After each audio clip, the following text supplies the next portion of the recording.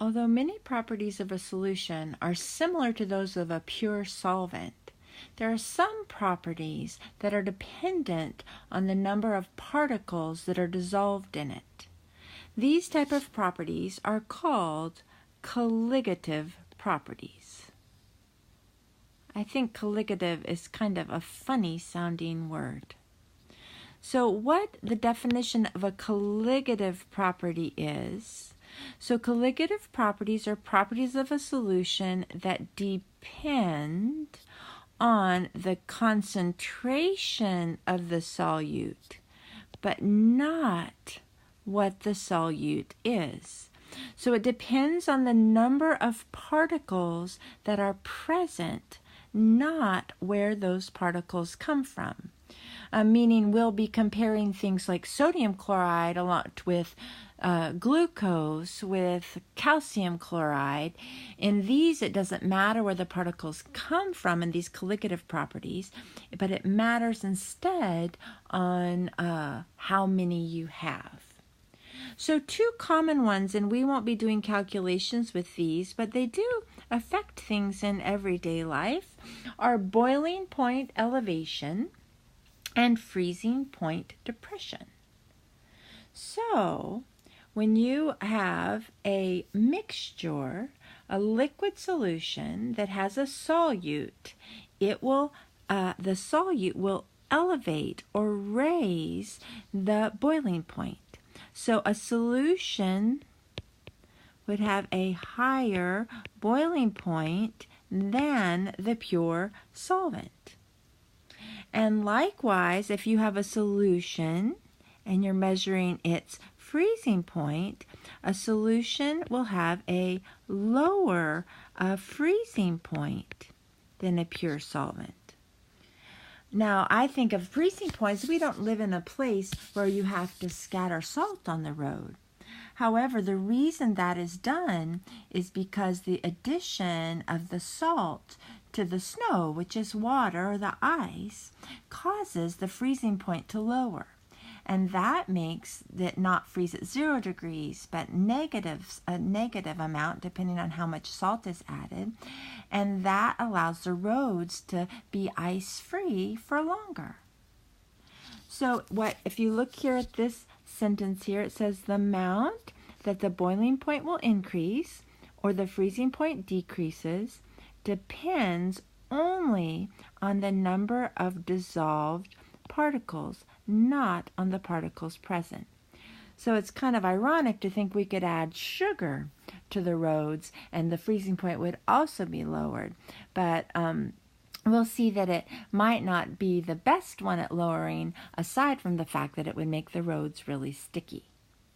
So we're going to look specifically first at how different substances have different numbers of particles, and then we're going to relate it to something called osmosis. So when we're looking, in the first part of this slide we've already looked at, but when we see here from before, it depends only on the number of dissolved particles, which that then implies that some things have different numbers of particles when they dissolve. So first, when we look at covalent compounds, what we see is that covalent compounds, they do not dissociate or separate. They stay as a molecule. And so when a covalent compound dissolves in water, it only makes one particle. So it only makes one. So one sugar molecule would only have one sugar molecule. Okay, so if I have something in this chapter in your textbook, oftentimes they use glucose, which is a form of sugar. And because it's covalent, it would only have one particle. It stays together as a molecule. Now you might say, well, how would I know it was covalent? Well, if we know the formula for it, we know that if it's only nonmetals, that it will be covalent. Now, ionic compounds, they dissociate. And if you recall from a previous chapter, dissociate means it falls apart and into its ions.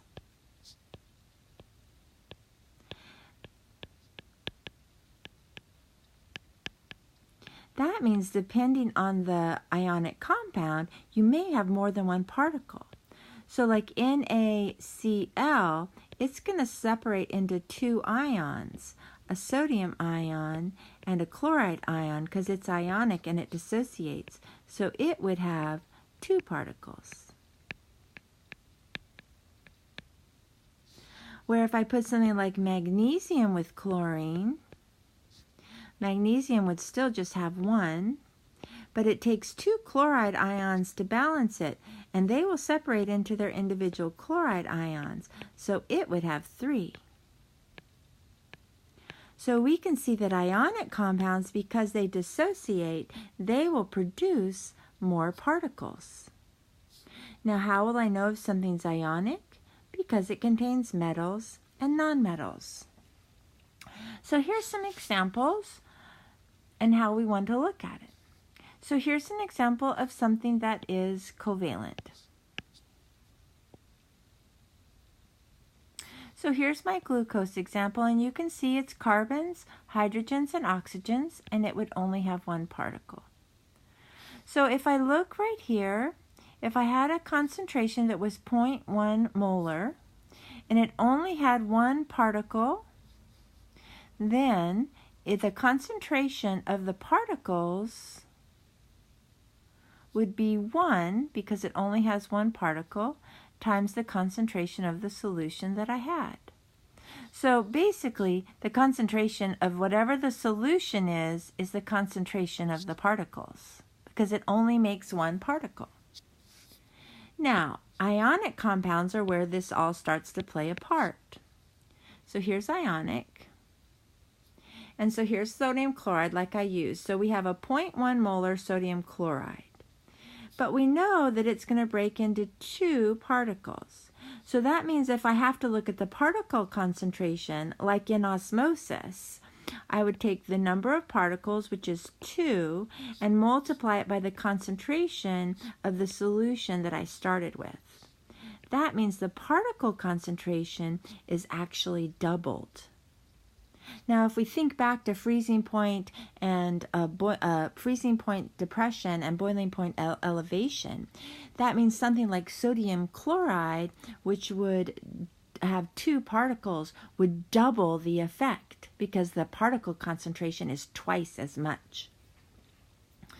Now, we also have things that could have 3 particles, like here's an example down here with calcium chloride, and it's still 0.1 molar solution. But when we're talking about osmosis and have to look at the particle concentration, this one has 3 particles because it has 1 calcium, and then there's that little 2 there, 2 chlorides. So to figure out the particle concentration, it has 3 particles, so we take 3 and multiply it by the concentration of our solution, and so our particle concentration is 3 times as much. It's 0.3. So calcium chloride has an even greater particle concentration because it has 3 particles. Now don't forget these polyatomic ions. So I wanted to do an example how that would also have 3 particles. So we have the Mg, that would be 1. And then the polyatomic ions, remember this little 2 tells us how many we have.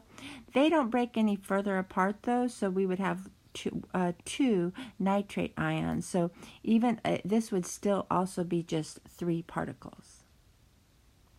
Now let's see how we would use this in something like osmosis. And in our examples, we'll have to practice this idea of particles. So hold on.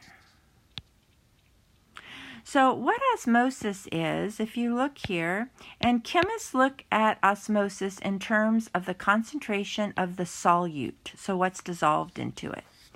So osmosis is the passage of a solvent across a semipermeable membrane, and semipermeable means that some things can get through and some things can't. And it goes from a solution of low solute concentration to a solution of high solute concentration. So the solvent is going to move from the dilute solute concentration to the concentrated, so low to high solute concentration. That's what we're looking at.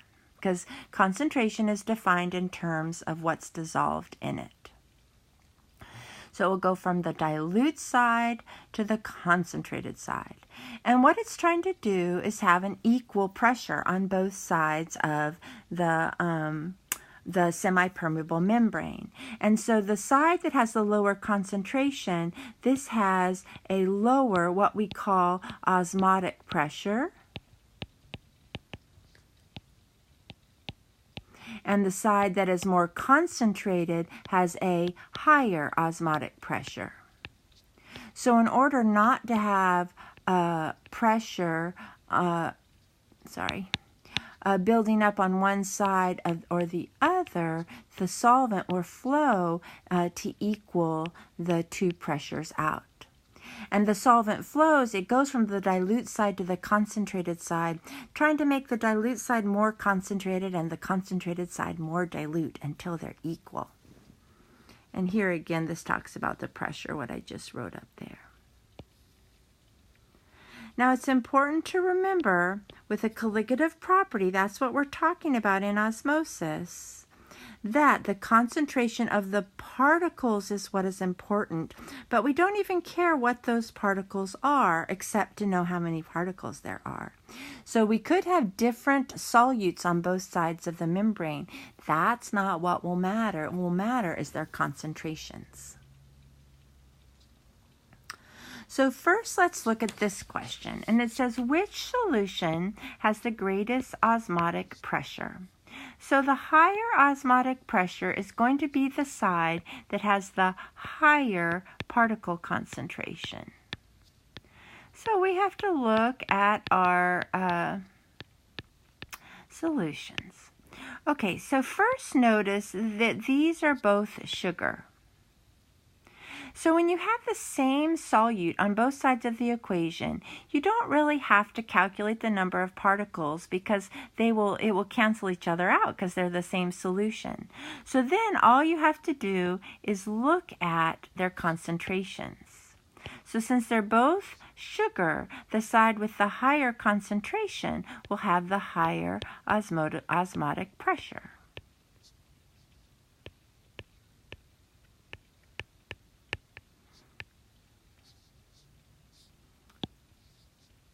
So let's look at the next one.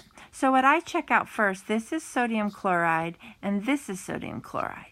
When you have the same solute on both sides of the equation, you really just have to take a look at their concentrations.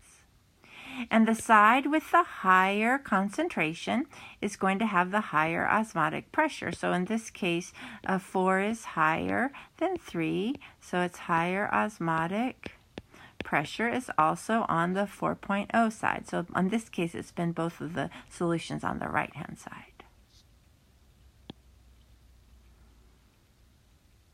Now the last example, they throw us a curveball, don't they? Because here they have glucose and here they have sodium chloride. So now the number of particles won't cancel each other out because they're different. So now I have to think. Glucose is a covalent compound and it only has one particle. So if I take the one particle and multiply it by the concentration they gave me, which is right here, that would tell me the concentration of the particles. So this is the concentration of the particles. Remember, when it's a covalent compound, it's the same as the concentration as a solution. Now sodium chloride is ionic. So it's going to dissociate or split when it goes into solution. And it will have two particles because it will have a sodium ion and one chloride ion. So this guy has two particles. So to figure out the concentration, I would have to say 2 particles times the concentration they've given me. Right? I didn't make that up. It's right there. And so this is 1.5 molar when I multiply. So now I compare these two, and the higher osmotic pressure is the one that's on the that has the higher concentration. So again, this side has the higher osmotic pressure. So when you have different solutions, like in letter C, when you have glucose and we have sodium chloride, that's when you need to take into account the number of particles each solution makes. So let's take a look at another problem that's in your textbook that refers to a semipermeable membrane. And in the semipermeable membrane, which this is the line right here for the semipermeable membrane, we have two solutions A and B, and they're separated. And what we know is that this solution is going to move from the dilute side with the lower particle concentration into the concentrated side with the higher particle concentration in order to make the pressure on both sides equal. So the question says a flask contains two compartments, A and B, with equal volumes of solution separated by a semipermeable membrane. Describe the final level of the liquids when A and B contain each of the following. So let's look at letter A right here. So we're comparing two different things. We have a glucose solution and water. Well, you can think of water. This has no particles. This is pure solvent. So on the water side, when you have pure water, that's always going to be considered the dilute side. So the water is going to flow this way. It's going to go from B to A. So in this case, A is going to rise. And I don't care what the other solution is. If you're next to water, water is the one that's just solvent. So it's going to move from the water into the glucose. So let's look at letter B. So I see here I have glucose and glucose. When you have the same substance on both sides, all you need to do is look at the concentrations. Now it has a 0.1 molar here and a 0.2 molar here. It's going to move from the dilute side to the concentrated side, or from the lower pressure to the higher pressure. So it's going to move this way from dilute 0.1 to the more concentrated. And so in this case, B rises. So the level of B would actually go up because the water is going to, or the solvent is going to move and make the water move. The level move. So let's look at letter C. So I have two different things. I have NaCl and I have NaI. NaCl has two particles. They're different, so I'm going to think this through. So NaCl has two, so that's 2 times 0.1, which gives this side a 0.2. That's its concentration on this side. And NaI also has two particles, so that is also 2 times 0.1. So it's also 0.2.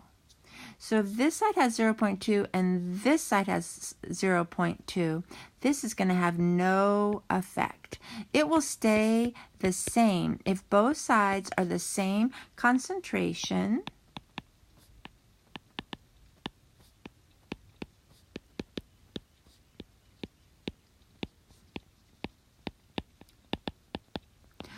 Neither side will rise.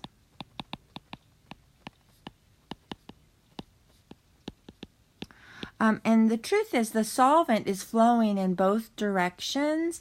In this case, it would just be flowing equally and no pressure would be building up, so neither side would rise. Okay, let's look at letter D, and I'm sorry this is a little crowded.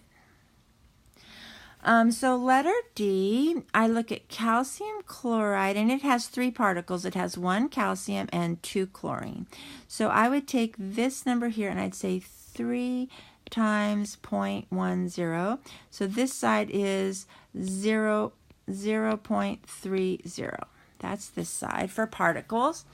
And NaCl has just 2 particles, an Na and a Cl. So I would say on this guy, 2 times 0.10, so I get 0.20. So I compared 0.20 to 30.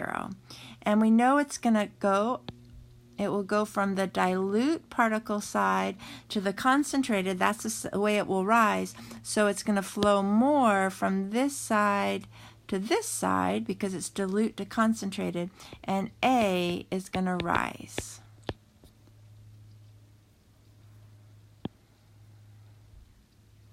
And then the last one, last but not least, we have two sides. So this is glucose, and glucose only has one particle. So 1 times 0.20, this is 0.20. And sodium chloride has two. It has a sodium and a chlorine. So 2 times 0.10 is 0.20. So when I compared 0.20 to 0.20, so none, neither side rises. In this case, the solvent would flow equally between the two sides, causing the levels to stay the same. So the important thing here, there's two things I feel like you need to really remember and concentrate on. One is knowing that it's going to move from the dilute concentrated particles to the more concentrated. That's the way the solvent will flow. And two, you need to look at the solutions on both sides and what the solute is. If they're not the same solute, you need to take into consideration the particle concentration before you decide which side is more dilute and which side is more concentrated. Now there's also osmosis in biological membranes, and while we're not going to go into the detail as you might in a biology class, we'll talk about some of the words and how you can think about it in terms of chemistry. So cells, like a red blood cell, has a membrane around it in which solvent can flow in and out.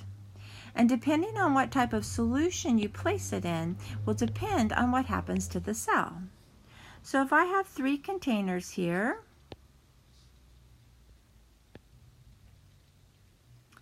and then inside each container I have a solution,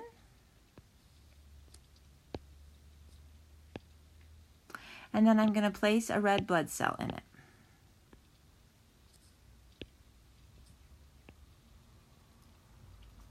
So, if you put this into a hypotonic solution. So hypotonic, hypo means less or lower. So a hypotonic solution has a lower osmotic pressure, which means it's less concentrated. So this would have a lower, it's less concentrated than the cell. So we know that from the previous slide that it's going to go from the lower concentrated area into the more concentrated area.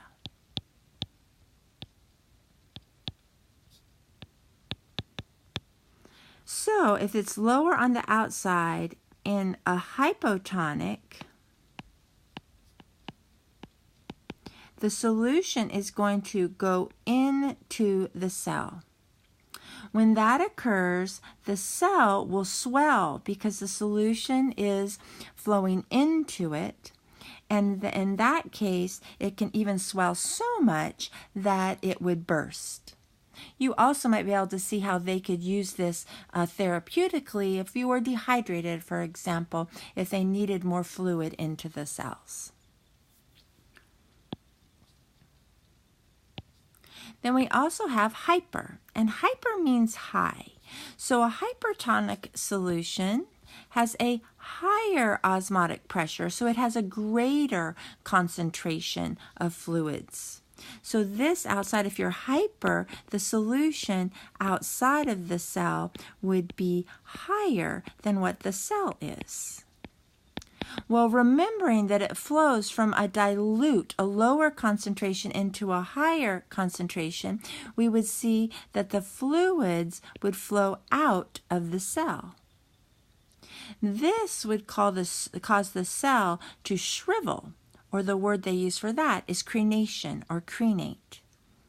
Now, you could see this could cause damage if the cell shriveled too much.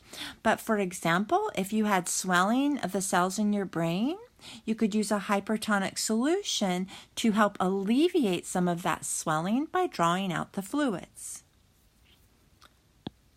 And finally, we have an isotonic solution. So iso is a prefix that means the same. So then this would be the same concentration. And when something has the same concentration, the fluids flow equally in and out, so the cell would remain the same and not have any swelling or shriveling. So normally, under a lot of circumstances, the fluids placed in IV bags would be isotonic so that they would not create this pressure gradient across your cells by either being having higher osmotic pressure or higher concentration, or lower osmotic pressure, lower concentration. So let's see how we could put this into different situations in short problems. So this question says, what happens to red blood cells when placed in each of the following solutions? Now, in order to answer this question, it's helpful to know what the isotonic solutions are, the concentrations that are isotonic with a red blood cell. Now, you do not have to memorize these. These would be given to you, but in your textbook, they can be found in this section of the textbook. So it tells us that isotonic with a cell is a 0.92% weight to volume sodium chloride solution, which is also equal to a 0.15 molar sodium chloride, which is also equal to a 5% weight to volume glucose solution. So these three solutions would be similar or isotonic, the same as a red blood cell. So we have to compare our answers to those. So in letter A, I have a 3% glucose. So for me, I would say, okay, it's easiest if they're the same. So this is glucose, and this isotonic one is glucose, and it has 5%. So this solution has a lower concentration than my cell. So imagine, here's my solution. You have 3% here. Then we have the red blood cell, which we can imagine is a 5%. So we know it's going to go from dilute into concentrated, so it's going to go in to the cell. When you have a lower concentrated, that makes this guy hypotonic. And a hypotonic solution causes the cell to swell. Or it could say hemolysis.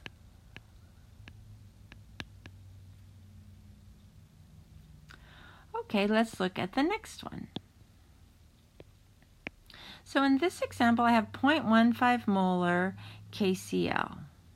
So I'm imagining here's my solution, and in my solution I have 0.15 molar KCl. Now KCl is ionic, so it has two particles. So if I multiply that by 2, this is a 0.30 molar. That is the concentration of the particles. Now, because KCl, I feel like it's molarity here and molarity, I would compare it with this one. And so my red blood cell would have 0.15 molar, but I'd multiply it by 2 because it's sodium chloride and there's 2 ions, and it's a 0.30 molar as well. So a 0.15 molar KCl and a 0.15 molar NaCl would end up with the same particle concentration as the cell in the solution.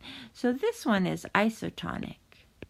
So this would have no effect on the cell. It would remain the same. The liquid would be able to flow in and out in the same way. So it would not cause swelling or shriveling.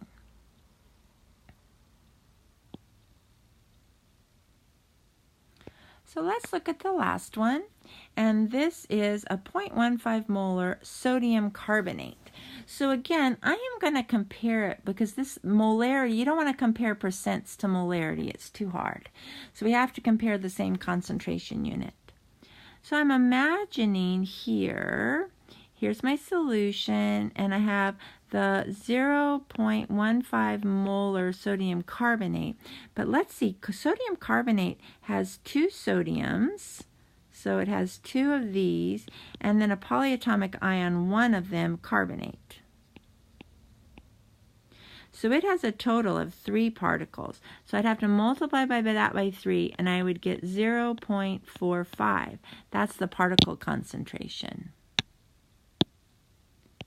Now, if I think about my cell is inside here, and it would be the same as the previous one if it's a 0.15 molar sodium chloride, but there's 2 particles in sodium chloride, so that's a 0.30. So comparing these solutions, I can see that my solution has a higher concentration than the cell, which means this guy is hypertonic because the solution has a higher concentration than the cell. And so we know when you have a higher concentration, and maybe I'll write in a different color because it's getting so crowded, a hypertonic solution is going to go from dilute to concentrated. So it will go out into the solution and the cell would shrivel or shrink. So this gives you an idea with osmosis and with our cells and biological membranes in terms of chemistry, how we can think about cells in different solutions and the effects that they might have.